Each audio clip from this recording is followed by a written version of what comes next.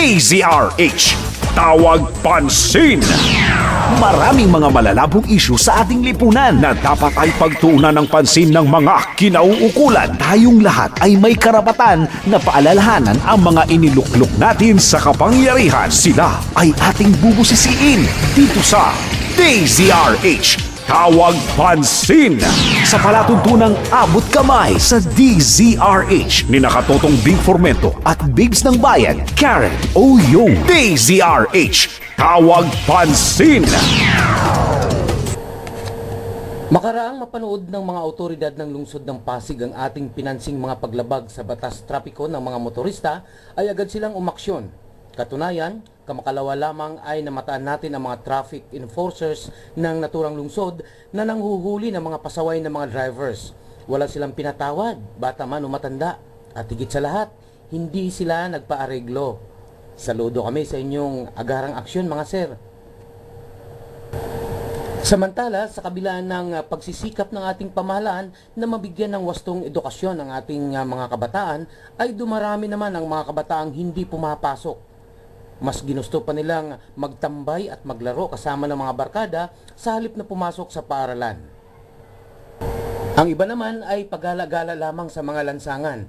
Tingnan nyo naman, kahit sa kahabaan ng C5 kung saan ay madalas ang aksidente, sanhi ng mga mabibilis na sasakyan ay ginagawang pasyalan ng mga pasaway na ito. Eto pa, mas pinili pa ng batang ito ang magtawag ng mga taxi para sa mga nag-aabang na pasahero kapalit ng karampot na kita. Opo, ang batang ito ay isa lamang sa mga minor de edad na barker sa mga sakayan sa Kalakhang, Maynila. Ano yung laman ng ano nyo? Ng sako nyo? Ha? Mga plastic at saka mga bakal. Kinakalakal nyo. Pumapasok pa ba kayo? Marami rin sa mga katulad nila ang nag-aaral, ngunit sa kanilang mga bakanting oras, sa halip na mag-aral ng leksyon o kaya ay gumawa ng homeworks, ay naghahanap sila ng mapagkakakitaan. Speaking of pagkakakitaan, alam ba ninyo na dumarami na ang mga kabataang naglilibot at namumulot ng mga kalakal sa kalye?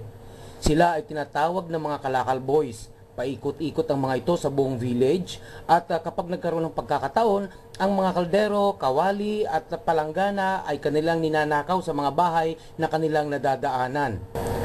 Ang iba, inaabangan ng mga dumaraang truck. Inaakyat nila ito at kinukuha ang mga gamit tulad ng mga pantanggal ng gulong at jack. Lahat ng makikita nila sa loob ng sasakyan na maaaring ibenta ay kanilang kinukuha. Ang nakakalungkot, habang tumatagal ay nagiging bayulente ang mga ito. Tulad na lamang sa may bahagi ng staff house papunta sa isang malaking mall. Marami silang binibiktima rito, lalo na kapag nagkataong matraffic. Ang siste, 2 o 3 bata ang lalapit sa driver at pahinante. Bit-bit ang malaking bato. Aambahan nilang hahampasin ng bato ang driver at pahinante. Natural, magre-react ang dalawa. Walang kamalay-malay ang mga biktima na sa likuran pala ng kanilang sasakyan ay naruroon ang mga kasamahan ng mga salarin at isinasagawa na ang pagnanakaw. Asan ba ang kanilang mga magulang na inatasan ng ating Panginoon na umaruga at pumatnubay sa mga ito tungo sa maayos at matuwid na landas? Asan kaya ang ating opisyal ng pamahalaan na siyang responsable sa pangangalaga sa ganitong mga bata?